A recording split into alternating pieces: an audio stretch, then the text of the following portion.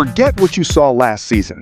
The NFL's bottom 5 defense is promising to become football's most violent chess match, where every snap is a trap and every quarterback could be the next victim.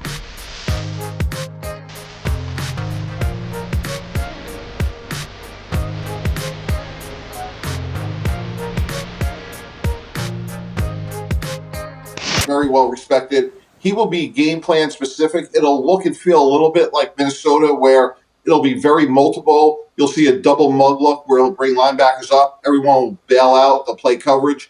Then they'll come out and look like they're playing coverage, and he'll bring the house. So he will make it very hard on the opposing coordinator because he will move guys around. And I think they have some depth now in their front seven. Maybe not household names beyond Owafe, but Clayvon Chasen will certainly contribute. Charles Omenihu. So again, not ideal, let's say, up front with one difference maker, but I do think they have depth in their front seven. Yeah, the front seven is really improved. I really like this linebacker room in particular. Obviously, they spent their first pick on Sonny Styles, who's going to be the Mike, and that's a massive upgrade. But next to him, they also added Leo Chenal from Kansas City. And Mike, you talked about Brian Flores and the Minnesota defense and how they'd walk up those linebackers and sometimes blitz them, sometimes drop them into coverage. He's another player who's very good and fits that profile. And I think Jones has a ton of weapons to work with in terms of that versatility. I also am very interested in seeing how much this defense actually looks like Minnesota. I mean, it is such a unique defense. Mike, you know this. So different from every other defense in the league in terms of not just how they blitz, but when they blitz on first down, the fact that they play primarily split safety, zone defense coverage behind it. So for Durante, I think it's going to be an interesting challenge. How much of that do you bring over? How much of it do you make your own? How do you fit that to the skills of the players you have? Because the secondary in Washington is still lacking, quite candidly. But I'm really interested in seeing it work out or play out. And I do think they gave him some good pieces to work with up front that'll make his life easier year one. And it was not a fun time for the Commanders' defense last year. Washington was bottom 5 in the league in pass touchdowns, yards per play, and red zone defense. Only the Cowboys and Jets had a less efficient defense last season than the Commanders. First-year defensive coordinator Durante Jones has a big challenge ahead, but as a lifelong fan who grew up nearby, this opportunity means even more. Really appreciate you. Thank you for having me. Okay. What is it like coming home to start the biggest job of your career? It's a blessing. It's coming full circle. Who would have thought? You know, I grew up watching the Washington Redskins at the time, and I remember my mother let me stay up late for the 1987 Super Bowl to watch Doug Williams win it. Who would have thought years later I have the opportunity to be sitting in this seat, having this title. It's just a blessing, and you know, I thank God every day for this opportunity. And you know, your family support is here. My friends are still here. I went to Morgan State University, which is still somewhat, it's not part of the DMV, but it's still local, you know. But it's been phenomenal. Now, you were quite a good cornerback coming up in high school. You started out at Temple, you transferred to Morgan State. Unfortunately, you had a neck injury. I did. And doctors told you that if you continued to play, it could lead to paralysis. Yes. So I'm sure at that time you're thinking, okay, my football career is over. But Stump Mitchell, he said to you, you know what, I'd like you to work with me with the cornerbacks. 20 some odd years later, you're still in coaching. What effect did Stump have on you? Well, just the opportunity. Speaking with him is why I transferred there, and the vision that he had for the program at the time. And we just got to build a good relationship. And, you know, the injury was definitely unfortunate. Did not see that coming. And honestly, I stopped going to class. You know, I just stayed in my room. I didn't know how to handle that because what next? And the pain of it. And the pain of it, right? And to get me out of that was just be around the team. You know, just come on out. Just, you know, one of our leaders, the guys respect you, look up to you, just kind of come out and help us out. Just took off from there. It was slow. It was definitely a slow, long process, but it was well worth it. And now I have so much more respect for the profession and just working my way up. I've treasured every step of the way. I've never met a coordinator in this league who didn't aspire to be a head coach. Maybe you might be the first one, so I'm gonna ask you this question. I know you're focused on your current job, but one day, would you like to be a head coach in this league? Yeah, it's a goal. You know, if God has that in my plans, it's definitely a goal of mine. I think if opportunities present themselves, would definitely be open to listening.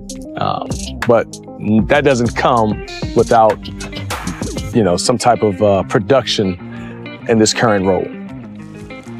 There were a record 10 openings for head coaches this past year, and only one coach of color was hired. If there is an opportunity in the future, do you think it will be there for you when you're ready?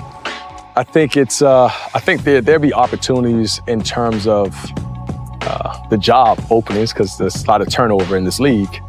And I think how those opportunities come to life is really based off of the relationships that are built, the relationships that can be established from now to then, or whenever that opportunity presents itself, I think can help impact the hiring cycles moving forward.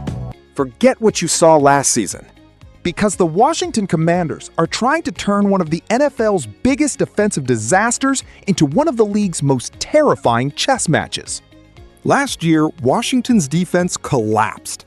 They finished bottom 5 in passing touchdowns allowed, yards per play, and red zone defense. Only the Cowboys and Jets had less efficient defenses. Quarterbacks attacked them. Offenses exposed them. And every weakness was impossible to hide. But now, Washington is changing the entire identity of this defense. This is no longer about simply stopping plays. This is about making quarterbacks question every decision before the snap. A linebacker walks toward the line. Is he blitzing? Is he dropping? Is the defense bringing pressure? Or is it another trap? Because the new Washington defense wants every offensive coordinator to feel uncomfortable. Every snap becomes a guessing game. And the person leading this transformation believes confusion can become the ultimate weapon. Defensive coordinator Durante Jones is bringing a philosophy that has frustrated offenses across the NFL. A defense built around disguise. A defense built around uncertainty. The blueprint comes from the type of system Minnesota has used to create chaos. The look is simple, but extremely difficult to solve. Washington can show a double mug formation. Both linebackers move close to the offensive line. The quarterback thinks pressure is coming. Then, suddenly, everyone drops into coverage. But the next time that same formation appears, the defense attacks. The blitz arrives. The pocket collapses. And the quarterback has no answer. That is the nightmare Washington wants to create. Not just forcing bad throws, but forcing bad decisions. Because elite quarterbacks are dangerous when they know what they are seeing.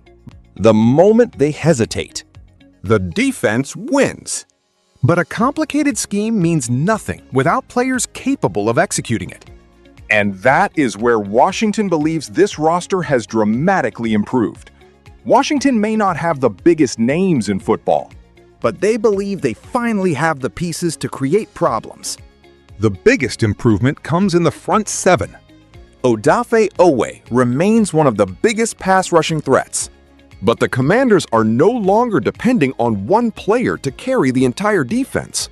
They added more speed, more flexibility, more options. Their first pick, Sonny Styles, is expected to become the new Mike linebacker, a player who fits perfectly into this aggressive system. Because Washington needs linebackers who can do everything. Attack the quarterback, cover receivers, read formations, and make decisions instantly.